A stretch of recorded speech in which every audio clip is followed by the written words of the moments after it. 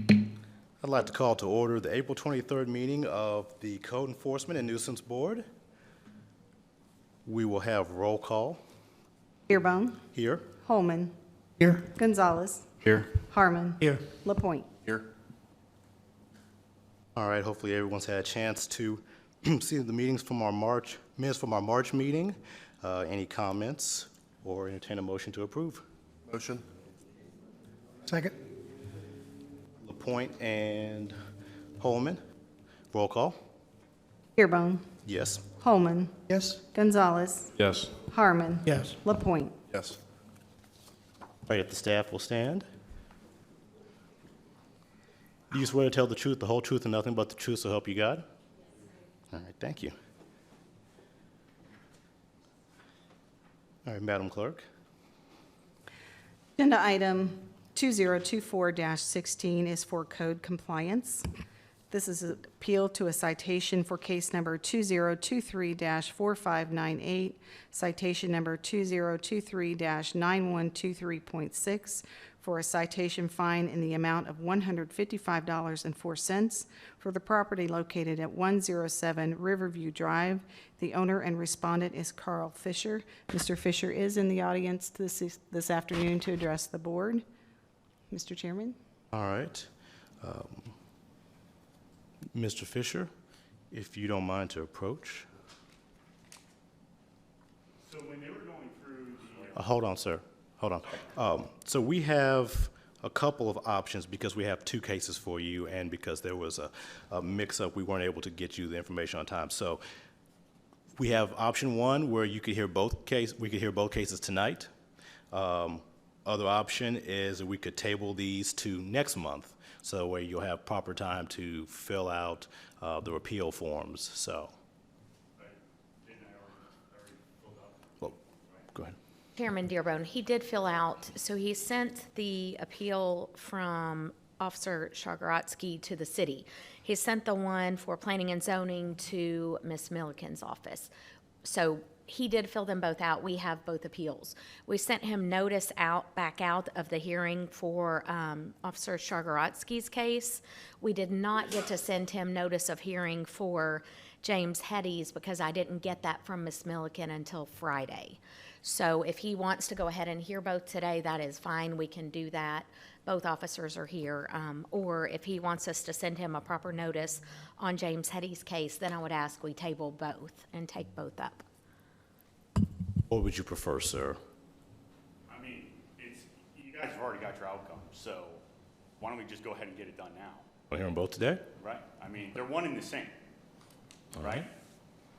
If that's the case, then I will let Brad. What do you mean they're not? One is from our Code Compliance Division, which is related to protective. They're both attacks on me over this house, so they're one in the same, Okay. okay? So, I mean, how you want to classify them in terms of their strategy? Sir, They're still one and the you same. need to talk into the microphone. Can you not hear me okay? Yes, this is not for you, this is for the audience. Okay, so is it not recording?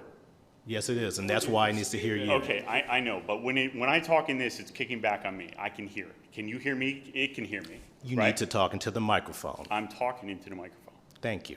You're welcome. So they're one and the same, correct? There are two citations. One is from Code Compliance Division, which is related to a protective covering on your home. One is from Planning and Zoning, which is related to a sign that's on your home. I'm well aware of what Okay. the actual two positions are. I'm talking about the position which they're coming from. They're They're both different coming. agencies. I got it. I totally get that. Sir, with due respect, we will let Mr. Sharadsky give his side of the story, and then from there, you will have a chance to talk. But for due process, sir, this is how we do this. He will speak, and then after he's presented the case, then you will have your chance to speak on your case as well, okay? I'm not speaking on the case. Sir, I'm speaking on the fact that I am telling you how this will go. You can There tell me is how- no I got- dispute about how this I'm will go. All I'm doing, You will listen to him and let him finish his statement, and then you will have your chance to give your side of the story, and that's all there is to it. so Ryan, how do we even jump forward to that? How do we even jump forward to him talking about that? I was sitting here having a conversation with your This city is the attorney process in about which whether we or not they work. should both be in. And I sat there and said they should both be in. You- It's that simple. Excuse me. What you said is we were going to hear both cases tonight, correct? So then the process is he will present the first case and then we will go from there. There is no confusion on this. No, the confusion was that you just jumped forward to him talking about that. That's my confusion. We will go by process. I got you. Mr. Whatever Sharofsky. that means. This case is the result of citizen complaints, multiple citizen complaints, the first of which was received on August 8th of 2023, and additional complaints on August 22nd of 23. Inspections were conducted on the 23rd of August and the 5th of September, and the violations observed were missing, inadequate, or insufficient protective treatment and lack of duty of maintenance of private property.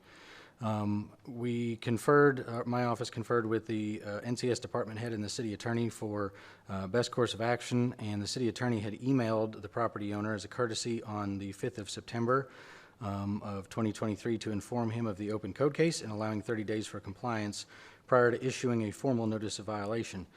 The pictures that you see here are when the formal notice of violation was issued on the 17th of October.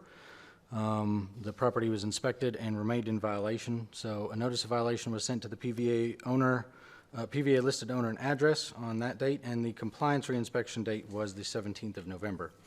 The property remained in violation at that time, and on the 7th of December, the city attorney again emailed Mr. Fisher explaining that our goal was cooperation and compliance, and his property remained in violation.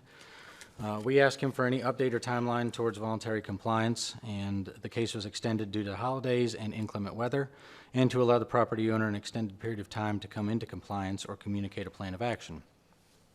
On 3/21, the property was inspected and remained in violation. A citation was issued on that date and mailed by first class and certified mail to the PVA listed owner and address, and first class to the property in violation.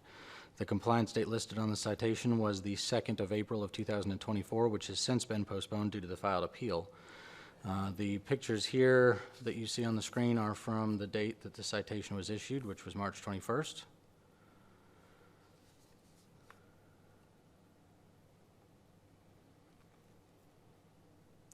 The property continues to generate complaints due to the visual appearance, lack of siding or protective treatment, and a large banner sign hung on the front of the house, and the latter of which was a complaint that was forwarded to planning and zoning, as that's not something enforced by our division. As of the 19th of April, the case was open for 239 days.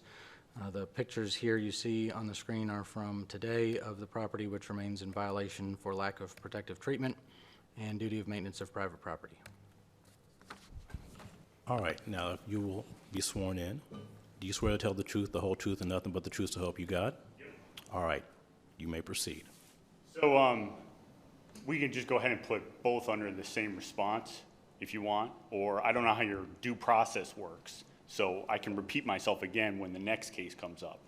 Which way do you want to do it? It's probably better that you do that. Let's just address one. Okay, I'm just going to be repeating myself. That's why I'm bringing that up. That's Okay? fine. So, if you go into the backyard of that property of my home, has anybody in this room, officers included?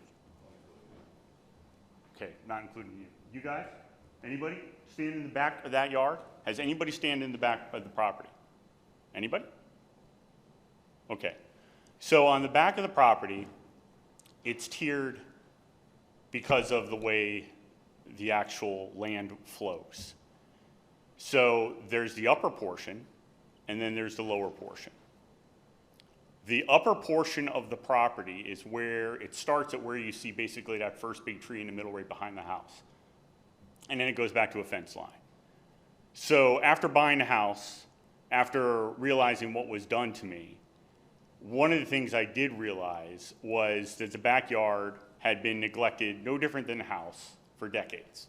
The backyard was awful. Trash, God knows how many things I pulled out of that backyard.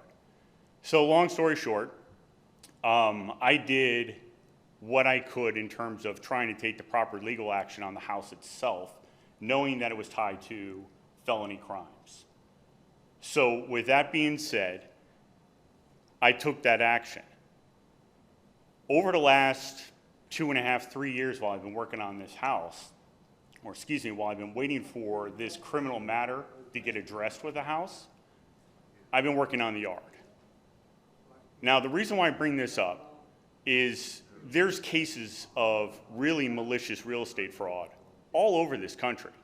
I'm just one of them, unfortunately. And a lot of times, especially with people with really deep pockets, the ones that have the leverage through attorneys and their own financial position, they'll just let the property rot. And they'll go after the municipalities, they'll go after whoever did it to them, they'll do all that. So that's not my place. And quite frankly, it's just not what I wanted to do. So I've worked on that backyard for over 3 years now. And I just stopped by there before I came over here to check on it, because I always go and check on the house probably once a week. And the backyard's amazing as opposed to what it used to be. Now that's the upper half. If you look at the lower half of the property in the backyard, which I had to have dug out at my expense to expose the foundation and expose everything that was done to me and done to the house, it's pretty much untouched. I mean, it's got some clover growing on it, but there's no seed, there's no grass, there's no landscaping, there's no prune trees, there's no new bushes, there's nothing. It's just sitting there. And the reason for that, no different than the front yard, when you drive by, you don't see me doing anything there except for maybe putting down weed killer and cutting the grass so it doesn't look too hateful. It's because the whole house has to come down. So after learning everything that was done to me and the felony criminals that were responsible for it, I thought I actually had a chance to rebuild the home. I had no idea how I was going to do that because I spent a colossal amount of my life savings to just try and buy this home. So I'm sitting there thinking to myself, okay, well, maybe if I just do it a piece at a time, live out of one room, work my way through it. The real gut punch came when I found out, after being told to hire an engineering firm, that the foundation is not structurally sound. Yet another thing that ties into this whole pile of real estate fraud. So even if I sat there and took my time and my energy and worked on it for the next, I don't know, 3 years and try and rebuild the house myself, it doesn't matter because the foundation can't hold it. The other thing which I have brought up on routine occasions to multiple people is that every time there's a heavy rain, which we've actually had a lot, thankfully, in the past couple months, that house floods. I don't know if any of you guys are aware of that, but the house literally floods. So just one more thing to add to the mix. So that brings me forward real quick to House Bill 403. If anybody knows what House Bill 403 is, it's something that the state brought up to try and address the corruption that has been existent within the Kentucky Real Estate Authority. The reason why I bring that up is because I had filed a sworn written complaint, a very extensive one with heavy documentation outlining and documenting every bit of the real estate fraud and the felony crimes that were attached to this home on January 4th of 2022. My case number is the first case for 2022. I've lost count of the amount of communications that I have sent trying to get somebody to do their job. That oath that they all took, I'm just trying to get somebody to uphold their oath. And I can't get it done. And that's why that house sits there and rots. And that's why it's an eyesore, and that's why it's still there.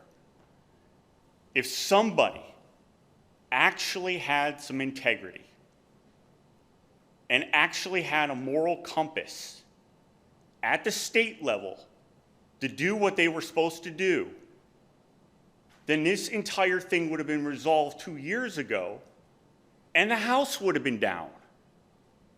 It's that simple. There is nothing I would like more than to trot myself down to his office and file a demo permit.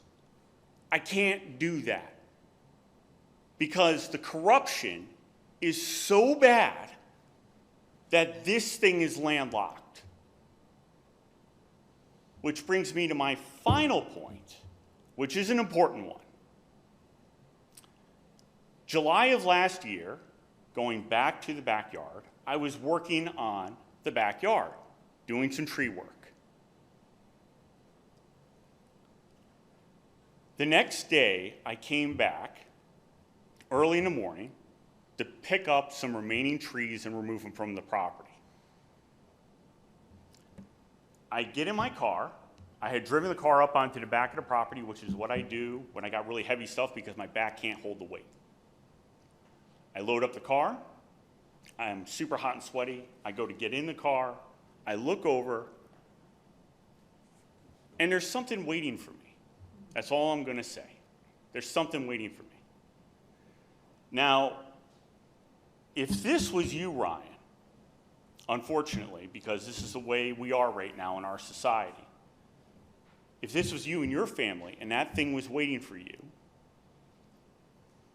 the FBI would be on your property, and there'd be a criminal investigation opened, and it'd be in the media locally as a hate crime. But I don't have those rights. I get constantly reminded that I have no rights. So I took the item, I took the photo of it, I boxed it up, I sent it to the people who are in charge of this entire thing up at the state level. That was July of 2023. I still haven't heard a thing. Not a word. Not even, Mr. Fisher, we're sorry that happened to you. That's not a reflection of our people. That's not an accurate reflection of our people. Nope, didn't even get that. I sent them the weapon, and I still didn't even get a response. That's how bad this state is. I moved to this state to start a new life and a new chapter after the pandemic. It's that simple. I've been very upfront, very clear about that. My life got destroyed by the criminals and the greed that owns this state. And I say it owns this state because if it didn't own this state, again, House Bill 403 would never have been created. This whole thing would have been long gone. You guys probably wouldn't even know my name because maybe it would have never happened. But I know the one thing's for sure, the house would have been again torn down. So the reason why I bring up that point about what I just said in regards to that little gift that was waiting for me is that same malicious, evil soul in terms of a mindset that left that little gift for me is the same thought process as this complaint and the other complaint. It's the same one. It's coming from the same place. I've just lost count of them. I've lost count of the amount of times that the people in this state are going after me and have gone after me because I'm disrupting this massive criminal organization that exists here. And I didn't move here for any of this. If anybody who knows me knows I'm a very private person. I don't want to have anything to do with any of you guys. I don't want to be in this city hall. I don't want to deal with cops. I don't want to deal with anybody. All I wanted was a little piece of land that I could call home and then try and start a new chapter in my life. Go get a local job, call it easy, call it quits. Unfortunately, the criminals that run this state had a different plan. And there's nothing I can do about that. So this is the cards that I got dealt. She can attest to the fact of how hard I've tried to fight to get myself out of this situation.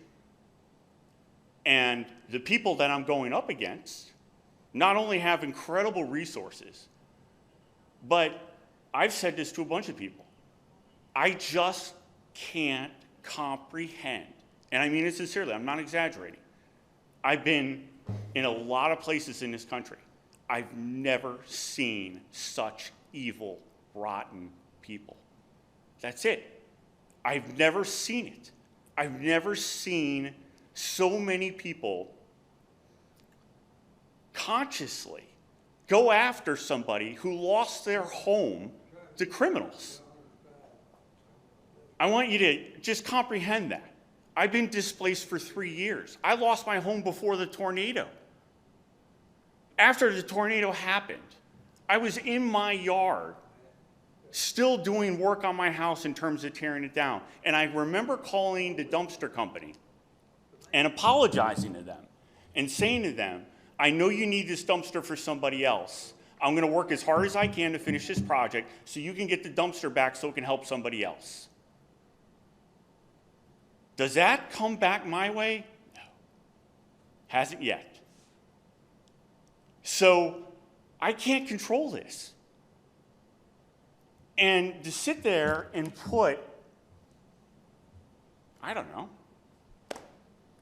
5,000, 10,000, I don't know what the number is. I know it's a really big number of quote unquote exterior siding on a house that is rotted to the core with an unstable foundation.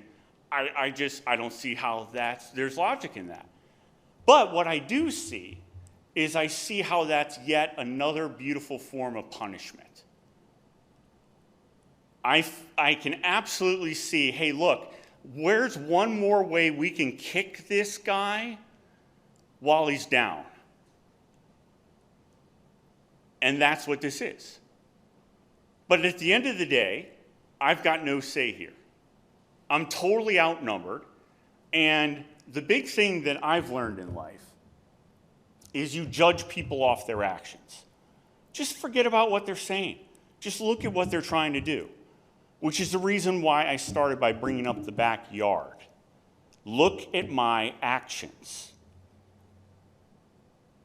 I have constantly worked on that property to maintain it in the areas where it's supposed to be. Doesn't make any sense to work on a house that has to be torn down. It just doesn't. But the minute the house gets torn down, that property is going to be fantastic. It's going to be one of the nicest ones on the street. It's one of the nicest ones on the street right now if you just close your eyes and don't look at the house. And that's a fact. You guys can walk over there, go walk around the property. I don't care. Go look at all the work that I've done.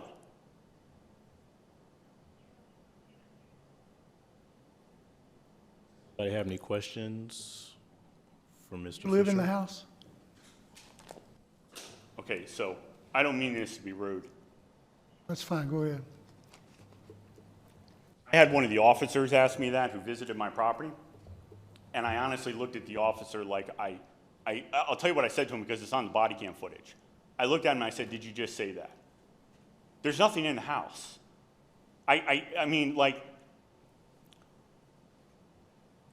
once I got some of the portions up on the floor after realizing, again, what was done to me, I, as well as other contractors who actually tried to help me, fell through the floor, physically fell through the floor. I have scars on my legs from that. Okay, so you own the house? I own the house. When did you buy it? June 1st of 2021. Did you look it over in advance of purchasing it? I bought it from out of state. Out of state? Yep. Sight unseen? Yep. Do you I agree went it's, off what the real estate agent provided me. who pulled the siding off of it? I did. Just with the intent of pulling it off and leaving it off? No, good question. I pulled it off under the intent of determining the actual true damage to the home. So there's a red line that you guys can see across the front of the house with the X's. That's the area that is just, it's just completely devastated. It's just, you can't rebuild it. It has to be completely, utterly replaced. That whole section of the house, it's Jeff, right? Yeah. Sorry, Jeff. That whole section of the house was covered in brick, a stone. So when I got into the house, and it took me, unfortunately, a very short period of time to realize what was done to me, And I called the real estate agent, and I got the, you know, in essence, the political pound sand, or the nice pound sand. So long story short, I started working on tearing out everything in the house to figure out exactly how bad the situation was. About a week later, I had somebody over to help me demo the bathroom. And while they were demoing the bathroom, I was sitting on the front step just catching my breath. And all of a sudden I see this contractor run out behind me, behind the house, with this horrible look on his face. And he runs across the front of the house, and he comes back and he goes, I need you for a second. And I walk over to the front of the house. There's a big X on the front of the house. The sledgehammer from one of his guys went right through the house. It went totally through the house. So at that point, it was determined on the front of the house, holy moly, this is worse than I thought. It just keeps on getting worse.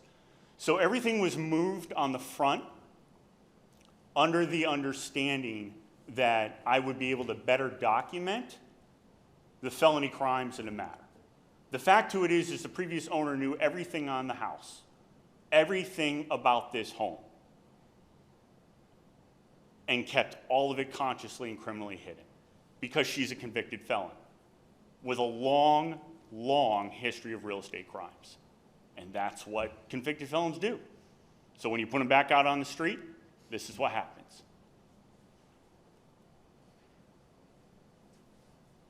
Well, essentially, you own the house, and you concede that it's not in compliance with the local codes presently. Is that right? I can do. Nothing you could do. It's your responsibility as the owner. All we do is hear a case and decide, is it a valid complaint, and then decide whether to uphold the fine or not. I mean, that's really the subject before us here. The issue here, I get your position, and I expected that as the response. The issue here, again, I go back to, is the corruption I'm dealing with at the state level. This is just very simple. Mr. Fisher. When I filed this 2 years ago, and I'm going to throw one more point on this.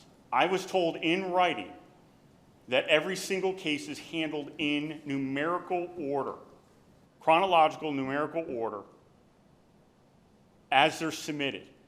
I have had case after case after case that has been filed after mine that have been addressed and resolved. So, Mr. Fisher, at any point did you work with Mr. Sharatsky or anybody else to fix this? Once you were notified, from looking at the document, it looks like you went straight to the city attorney. Did you at any point try to work with Brad or anybody else to try to fix this problem? The answer is no, and tell me how. Tell me how to fix it. Did you ask him so that way he could help you to fix the problem? So, great question. Answer is no, and I'll tell you why. I took down a shed on the back of that property. The shed was filled with drug paraphernalia. The shed was, in essence, kind of a makeshift home for the homeless people that live on the river in front of my home. I've cleaned out sleeping bags, all sorts of other really bad stuff in that shed. My one conversation with Brad, one conversation. I said to Brad, I brought up the property. He made a snarky comment about it, and one of the things that Brad said is, oh yeah, I remember that house. I went and put a padlock on the back door of that shed. I don't know what your process is here, but just going on to somebody's private property and as a government employee and just locking doors, I just doesn't seem lawful to me. All I know is in that comment alone, the trust just completely disappeared. And on top of that, when I look back at the history, Ryan, of code citations on this property, there's a reason that this property fell into the hands of a convicted felon who openly has confessed to preying on homes across the state with code violations. She knew this home. Everybody in the city knows this home, apparently. I guess I was the one that didn't because I didn't live here. But she knew it. And that's why she got the house for what she did and the way she bought it that she did and everything else. That's why all these felony crimes exist. She's a predator. That's what predators do.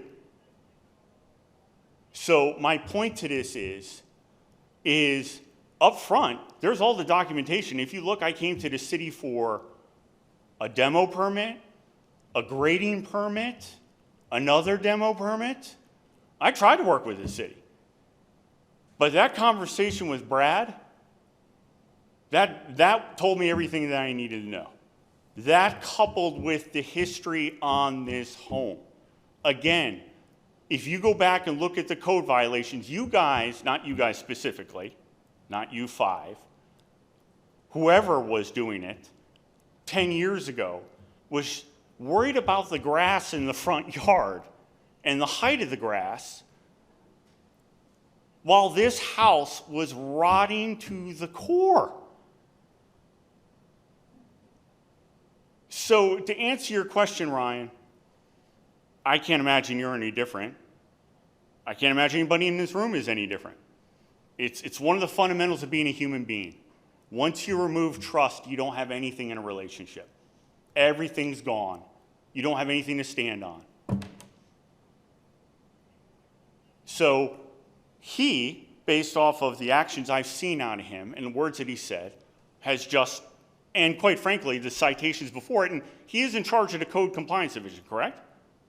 Okay, so if you look at the Code Compliance, just pull all the history. I have it, you guys all have it. This house, it was like there was a blind eye turned to it. It is amazing. I can't even believe some of the photos that I've seen. So when I hear that, and then I hear a government employee going on and locking doors with their own padlock, where's the trust in that? I'd love nothing better to have a situation where I could trust you guys as a government, as a city, and just go, yeah, so I see I got this code violation. I understand why I got it. Totally makes sense. Is there some way you can, help me through this so I can get this done? I in no way, shape, or form feel comfortable doing that. And that's based off of actions. Any other questions, comments from? All right. I will make a motion to uphold the citation and fine in the amount of $155.04. I'll second it. Dearbone, Harmon, roll call. Earbone, Yes. Holman, Yes? Gonzalez, Yes. Harmon. Yes. LaPointe. Yes. You guys want me to stand up here for the banner too? Or do you want me to go, how was the order? Yes, you'll stay up here for the banner. So I believe it is James, if you'll talk about, sorry, Madam Clerk. Agenda item 2024-17 is for zoning compliance. This is an appeal to a citation for case number 2024-1891, citation number 2024-3566, with a citation fine in the amount of $200. The property located at 107 Riverview Drive. Owner respondent Carl Fisher. James Hetty will present the case.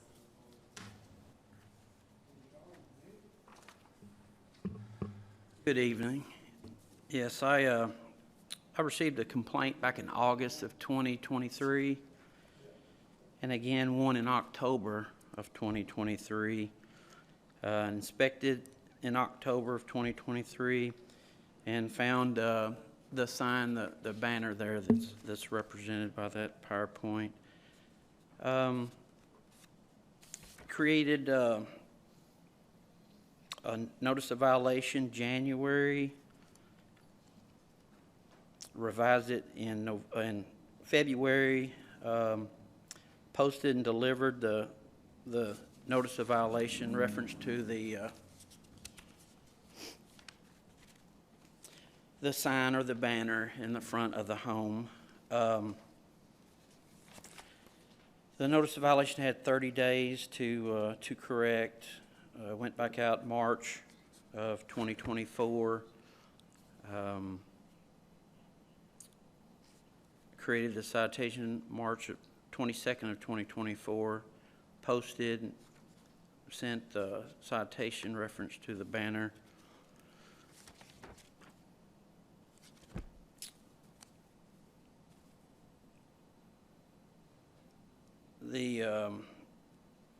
The banner, there's, what I found was there's no conditional use permit, can't be illuminated, too large for a temporary sign, cannot be attached, the sign, to a house in a residential zone. So all that's prohibited via our zoning ordinance. I should know, just confirm, I think what you just said was, to make sure I understand exactly. In a residential zone, you can't put any sign actually on the face of the building. A conditional use permit would be required for a residential zone. You could put one in a residential, but it's a conditional use permit.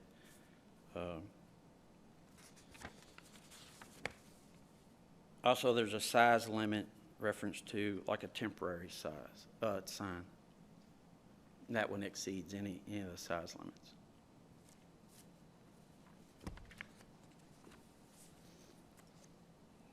Fisher, do you have anything to say to address this one? Same thing as last time. Questions or comments? I'll make a motion to uphold the citation and fine amount of $200. Second. Point, Holman, roll call? Beerbone, Yes. Holman, Yes. Gonzalez, Yes. Harmon, Yes. Lapointe. Yes. Thank you, sir. Madam Clerk? Agenda item 2024-18 is for code compliance. This is an appeal for a citation for case number 2024-0017. Citation number is 2024-0050.12 for the property located at 744 Pearl Street. The owner of the property is Church Faith Tabernacle. The respondent is Reverend Thomas Wright. Reverend Wright did phone call our office and notify the clerk that he would not be in attendance this afternoon. Mr. Chairman, it would stand as written then. You don't need to take any further proof. On to new business, Madam Clerk. Or actually, did I skip one? I apologize. Go Or ahead. agenda, yes. Agenda item 2024-19 is for code compliance. This is an appeal to citation for case number 2024-0572. Citation number is 2024-1084.10. This is a citation appeal for a fine of $205.04. The property is located at 223 Woodford Avenue. The owner is Joe W. Carter and Barbara A. Lowe. The respondent is Mr. Joe Carter. Mr. Carter is here in the audience to address the board, and Officer McKenna will present the case. Hello. This case was the result of a proactive inspection that was conducted on January 30th of this year. During the initial inspection, the following violations were observed. There was some indoor furniture at an outdoor location, scattered garbage, and parking in the yard at that time. An NOV was sent to the PVA listed owner and address on that date with the reinspection date listed February 9th, 2024. On February 13th, the property was reinspected and remained in violation. The property was then reinspected and remained in violation on February 16th and on February 20th.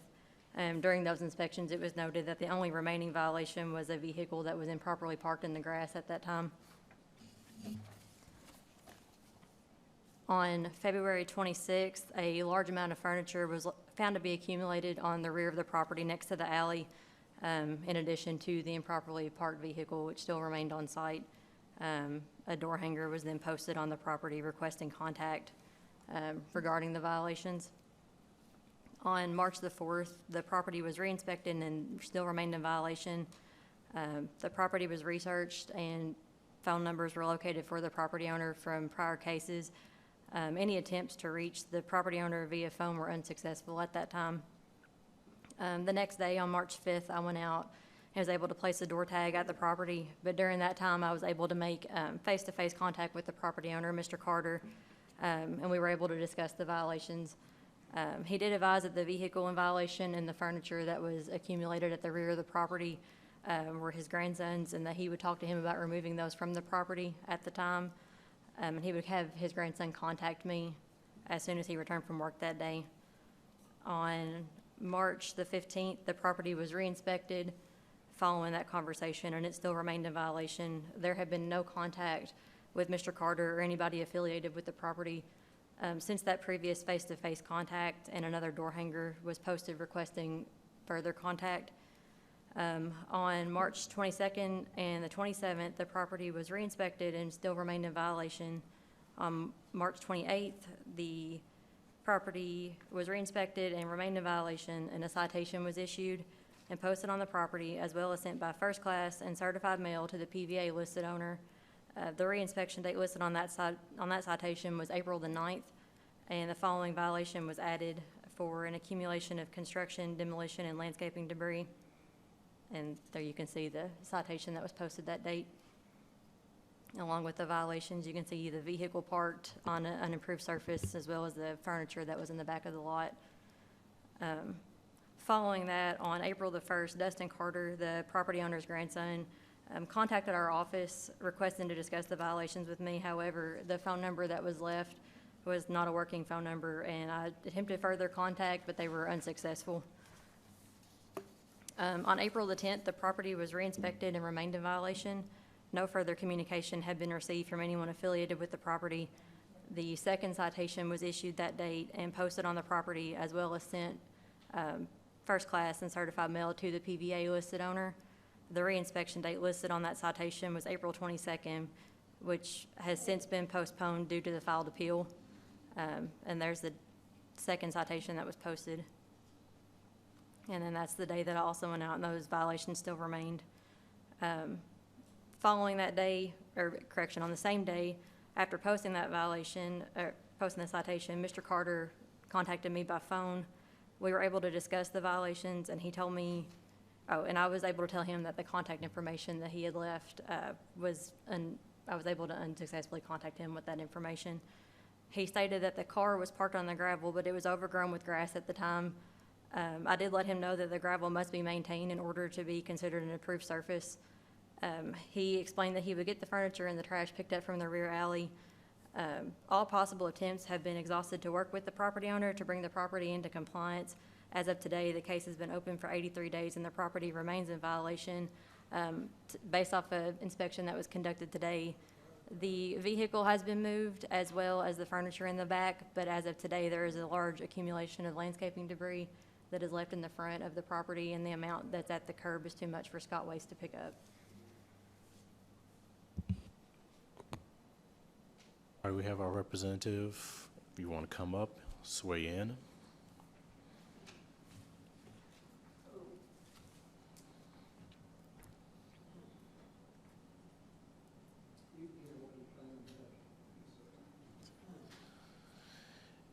Swear you in.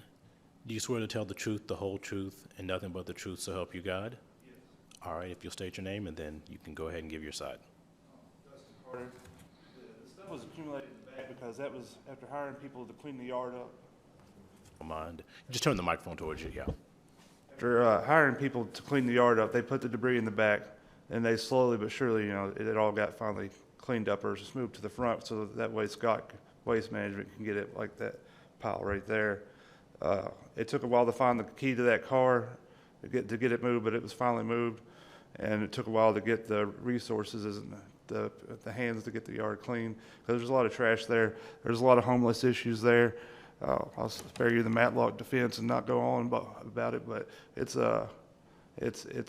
never ending. It's always something going on. Somebody trying to literally pitch a tent in your backyard. The front right there, can't see it good here, but you can't really pull out the front of the driveway due to where the road meets the driveway. So it makes it really hard to actually switch out the cars. That's why it got parked like that in the first place. We've tried to get that fixed. Like where the bumper drags pretty much.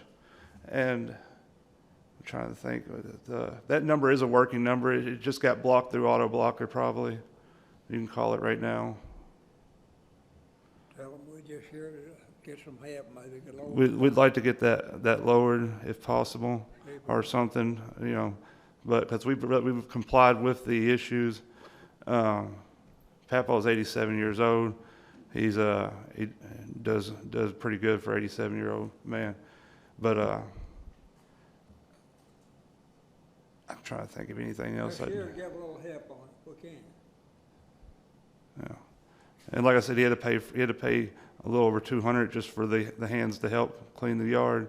And there's, he's owned that property, the property to the left of it, the property to the left of that property. He's giving his shirt off the back to the community. We really appreciate a lower fine. So the people that have been cleaning it, are these just friends that you've had to come? Not contractors, but it's somebody, same guy we've had to do most of our housework when we have had roofing problems or issues. John Splicey. Barbara died and my son died and he moved in and knew wasn't out of Campbellville. Yes, sir. Grandson. But we try to keep it looking good over there. It's just it's hard to keep clean. We got a lot of crazy people going in and out. And plus we got that alley. People love using that alley. There's always beer bottles. There's a fifth of Hennessy thrown in the back of the yard just today. I mean, it's never ending. Empty, obviously.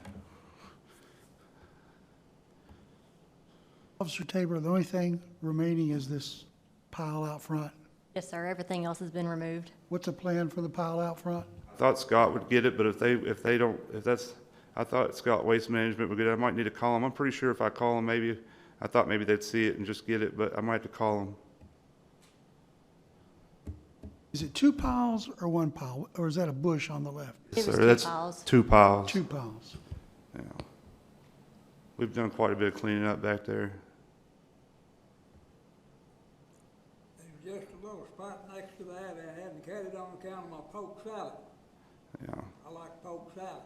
Plus, if you clean anything over there, you got to be careful. You might get stuck with a needle or something.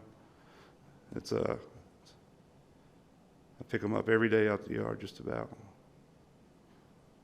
But I don't think we're the reason why this is the main issue. Maybe we could have done it a little quicker, but we've complied with the citations. So it sounds like it's too much to pick up. Do you have any plans to get rid of it? Well, at the front, if it's too much and Scott won't get it, or I actually, without even worrying about that, I'll just find another way of getting rid of it. I'll put it on a trailer and take it off. When can you do that? I can have it done in like the next 5 days.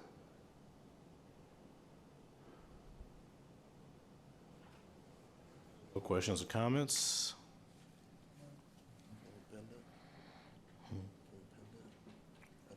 We can, if you make a motion to, if you want to hold it till, table it till next time, if that's something you want to do, see if they do it. Okay, all right, if you want to make the motion, all right. Just table it till next time to see if they get it done. I'd like to make a motion to table this until next time. That'll give you a month to get that moved. If you say you'll do it within this week, that's what we expect, though. Sir. So get that fixed, and we'll see you next month. Okay. I'll second that motion. LaPointe, Harmon, roll call?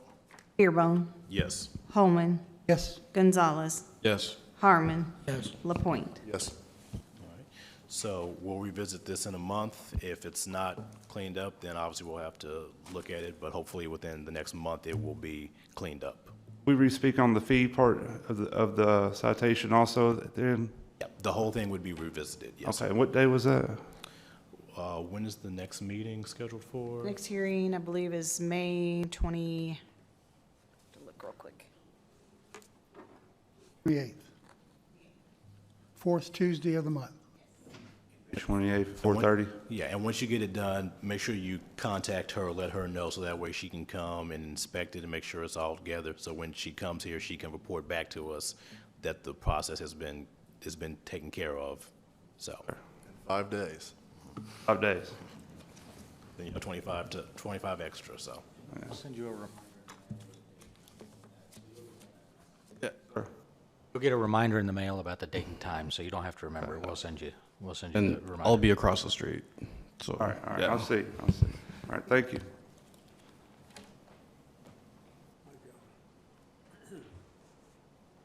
All right, Madam Clerk, let's see, we don't have any more old business, so on to new business. Agenda item 2024-20 is for contractors licensing. Case number 2023-5884, citation number 2023-0374. This is a request from staff to dismiss the citation and fine of $500. The property, the work location was at 798 Campbell Lane. The contractor was Q Stripe Paving, also known as Quality Painting and Striping. Hi, I'm Holly Warren. I'm the director of the licensing board. Heather was out today, sick, so I'm taking her place. We did issue this citation, this little housekeeping. We issued it to Q Stripe Paving. That's how the company identified themselves on site. And we had trouble reaching them. There was all these issues. However, we later found out that the business was licensed and insured under another name, and they were an assumed name, and we verified that this is an assumed name of the company that is licensed, which is Quality Painting and Striping. So as such, we just ask that you dismiss the citation. This was our fault, and we have all worked it out. I'll make a motion, citation and fine. Second it. LaPointe Dearborn, roll call. Dearborn. Yes. Holman. Yes? Gonzalez. Yes. Harmon. Yes. LaPointe. Yes.